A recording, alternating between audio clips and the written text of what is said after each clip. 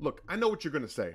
You don't want to watch this tape from the Chiefs defense, especially considering what happened against the Bengals for the third time in the last year. But there are some things that we can take away from this, because when you look at last year's game, this touchdown against Charvarius Ward, this big play again for Jamar Chase, where no one seems to find him, they just lose track of him in the back of the coverage.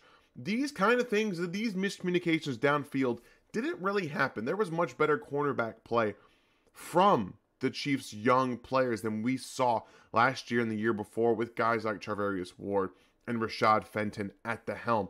There was a much more there was a bigger understanding, of what these talented players and these talented individuals can accomplish, especially with time. This is the RGR Football Channel. My name's Daniel Harms, film analyst here. Today, we are going to look at the future of the Chiefs cornerback situation with Trent McDuffie and Joshua Williams being your starting guys on the outside when they're in nickel. I still think L'Jarius Sneed is going to be your starter on the outside with Trent McDuffie, but these two guys can really play, and I think that it's important to highlight what they were able to do in this game, even with the highs and the lows that they had. I think that this was a really convincing performance from both of these guys. We're going to focus on Trent McDuffie to start. And this is just a little clip. The ball doesn't even come his way. But watch how he plays Jamar Chase, okay? He does not give an inch. And this, like I said, it's just a little play. But if Joe Burrow's looking from his right to his left, or just to his left initially, he never does look over there, except for right there. There was one part where he looks at Jamar Chase, but he's blanketed, okay? Trent McDuffie plays this perfectly, okay? Waits, he's patient. Okay, so I see the receiver now cutting to the outside. Let me get my hands on, slow down the timing, so you can't just release by me, and I can stay with you. All right. Right here is where Joe Burrow is looking. You got eyes on Jamar Chase, but Trent McDuffie's in his face. He's in his grill, okay? Can't go anywhere. He's not free releasing up the sideline. He's not doing any of that. This is exactly the kind of positioning that we've wanted to see from the corners in Kansas City, okay? So instead, he brings it down and he pulls it up somewhere else. Yeah, whatever. Play happens, all right? It's not that huge of a deal. Like, you got to be able to get pressure and facilitate other things when he's holding on to the ball for 3+ seconds. You just have to. There's no ifs, ands, or buts about it. But Trent McDuffie against Jamar Chase was a lot of fun all day. Here he is at the bottom of your screen again against Jamar Chase. This is like teach tape. This is like perfect teach tape. He's being patient. You know, Jamar Chase is being patient. Obviously, he makes the incredible catch out of bounds. But why is he out of bounds? You guys remember that just in the beginning of the montage, he caught a touchdown pass against Charvarius Ward up the sideline. Why was he out of bounds this time? Okay, so a couple things. Watch Trent McDuffie as he releases to the outside. If I could get this to work properly. He's going to lead him up the sideline, okay? Right here. He's going to be patient, and then he waits, okay? Out right there. Boom. He's keeping his hands on Jamar Chase while locating the football. But while he's doing that, he's applying a little bit of pressure. Because right now, Jamar is stacked. He's neck and neck with Trent McDuffie, okay? But look how close he is to the sideline. He's dragging him towards the sideline. He's pushing him towards the sideline here. This is all calculated. Trent McDuffie knows that if he gets him close enough to the sideline and he stays within a reasonable area, he's going to be able to find the football. And at worst, he'll be out of bounds when that ball is in. Right here is the perfect. It's so perfect. Like I said, he knows where he is on the sideline. And when he sees that, and he has his inside hand on Jamar Chase, as he's looking for the football, he's turned completely to the football because he's like, okay, the separation here, there is no real separation. He can only beat me above or behind me. He's not behind me. So I'm going up. He's going to go up. I'm going to turn around, and I'm going to find that football because I know that in the position that I'm in, that this catch will be nearly impossible to make. And obviously the throw was a good throw. Jamar Chase can catch that ball, but he's out of bounds. And Trent knows it. He knows it the whole time. That's why he turns around to this whole thing. He's able to create a lot of understanding. He can not create a lot of understanding. He understands a lot about positioning on the field, how to reroute your wide receiver your responsibility here and locate the football. This is all because Trent McDuffie understands where he is on the field, how to use his technique, how to be patient, and how to use the physicality that Ja'Marr Chase wants. He doesn't have to do a ton of it, but if you get that hand on the wide receiver, lead him towards the sideline, look for the football. That's what it is. It's teach tape. It's perfect. It's beautiful.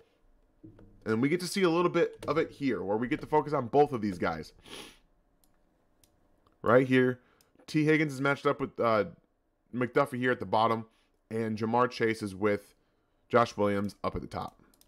Okay. This play, I know a lot of people are upset about calling it offensive pass interference. I can't say that I'm like 100% against the fact that it's OPI, but this is a really excellent slingshot maneuver from Ja'Marr Chase. Now, both Ja'Marr Chase and T. Higgins are running the exact same route. They're going to release inside, give a little head fake, and go out, okay? T. Higgins is doing the same thing, but you're going to see the technique used by both of these guys in a little bit different way. So let's focus on Trent McDuffie first, okay? Trent McDuffie, bottom of your screen, is going to not keep his hands on him the whole way, okay? He's trailing. He's in trail technique. He's waiting for the break, all right?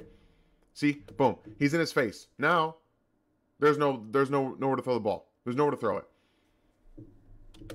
That's perfect technique because you're also leading to the safety as well. Now, the opposite end, you've got Joshua Williams, who is neck and neck with Ja'Marr Chase right here. He's not in that perfect position just behind Ja'Marr Chase. He is in his way. And now that's when you can use this slingshot maneuver. It's using a little bit of momentum. You use your outside hand to slingshot him around you. Now, it's not going to be called a lot because he is not like fully extending. He's not grabbing. He's just taking his hand. While there's hand fighting, there has been a lot of talk about the rules lately this season about hand fighting between receiver and corner, that they're not going to call it as much. And this is a perfect example of that. When you're already really good at running your routes and stacking a receiver, or a corner, you can get all of that to your advantage. He's running up the field, and Joshua Williams is right there with him. He just used a little bit of his strength right there to push him up forward and then break to the outside. I don't think Williams is in a bad position here, but he does need to understand that you don't always have to be grabbing and holding all the way through the route. You're there. Just stay with him and do exactly what Trent McDuffie did here. If you can guard his face well enough like that, that ball probably doesn't get thrown. But again, where's the pressure? This is a long developing route, and both guys are with their receivers with enough time. They're blitzing. This is a blitz. Joe Burrow can sit back there, make a sandwich, put a pie in the oven. He has all day to throw the football. So as much as Josh Williams gets beat on the slingshot here, again, it's a really good maneuver from Ja'Marr Chase. You got to move Joe Burrow off the spot somewhere. You got to hit him. Because these guys had good positioning on their guys, and it took them a long time to get open. But the Bengals knew that they had time, okay? They knew that they had time. But let's go back to Joshua Williams really quickly. Because, again, I do think that he is going to be a very good corner, not just in the sense that he can cover. His athleticism is showing on plays like this where he's, boom, look at that. He could start back upfield and get the short, only causes a short gain here from Samaje Perine. He was not afraid to wrap up, get downhill, and tackle his guy right there. Sees the ball coming out, dropping into his zone with T. Higgins there, and he just comes downhill, and he lays the lumber in terms of making sure he goes down. He makes sure he wraps up and tackles. That's what I love about both Trent McDuffie and Joshua Williams. They can tackle in space really well for corners. And that's a big thing, especially with a guy like Perine who is physical and wants to run people over. Really good technique. And again, I really want to emphasize that he stopped and started really well when he saw that ball coming out. It was really well done from Joshua Williams. They made plays. And the last point we're talking about here is both Joshua Williams and Trent McDuffie made plays in this game. They weren't just for Joshua Williams in the run game. He did a really good job on this play specifically to hold up against Ja'Marr Chase's athleticism. And you're going to see Trent McDuffie here being in his deep zone. But the way he plays it, it's a really excellent job of manipulation, because he's not going to play that outside leverage receiver as we're going to see here. He instead waits on the underneath route first, but also gives himself enough space to be able to break on any throw, because they also know that Joe Burrow, he doesn't have the elite arm strength to get a ball into a window on the sideline when you have a corner who's ready for it. You see, you got eyes from Trent McDuffie here, okay? He got eyes on Joe Burrow. He's like, okay, he's looking down there. I'm looking here. I got my width properly. I'm getting my depth. I can turn and break down here if I need to. But I'm seeing that this guy's coming here in the into this out route area, and I can break on this throw right there. I can break on it if I need to. That's playing the space perfectly. That's understanding where you need to be. And then you can see Josh Williams up at the top of your screen here. Watch as he plays with Jamar Chase up top. The technique, he's getting to the drop. He waits. He's patient. Okay, stops. He's going outside. I'm going to break out too. Right there. Boom. He can get to that throw. He can get there. All right. Now Jamar Chase goes upfield, and Josh Williams turns also with him and runs with him. That was what I like to see from both of these guys, is their adjustment process, being able to take what they see, adjust to it, use their hip. They flip their hips really, really well, and then they're able to stay with their guys in places like this. And when you have Jamar Chase and T. Higgins and guys like this, with how good they are in this offense, they did a really excellent job on this play, forcing this to be a check down instead. But they got to get home. This is a recurring issue with the Chiefs defense. They need to find ways to get home against plays like this, where they do a great job of forcing everything. But, I really just want to tip both of these young cornerbacks who have come in and made some excellent plays in coverage for this team. And I think that the future is so bright that we can see the growth for Joshua Williams. We can already see that Trent McDuffie, in my opinion, is one of the best cover corners, probably a top 10 cover corner in the NFL. That says a lot about a rookie. He's got some areas to work on. Obviously, understanding more of the zone coverages a little bit. It needs to understand the communication a little bit better too. But at the end of the day, these guys have so much talent. I think that the corner position with those two, and then you lump in L'Jarius Sneed, Jalen Watson's a guy who has a lot of talent too. There's so much ability that they have in this group that I really think is going to set them up well in the future. They've hit on these corners, and I'm really excited about what they're going to bring to the team. That's going to be so much fun to watch, especially not just from here to the end of the season, but all the way into the future. So let's go ahead and take it home with a couple last rewatches of these fantastic rookies. I hope you guys enjoyed the film room. We're going to continue with more of this content this week. I'm probably going to break down the third down changes the Bengals defense showed for Kansas City. I hope you guys hit the like, hit the bell, and the sub. The sub really, really, really helps us. Appreciate you guys so much.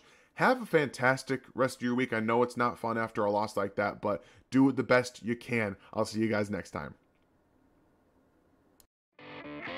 Thanks for watching this video from the team at RGR Football.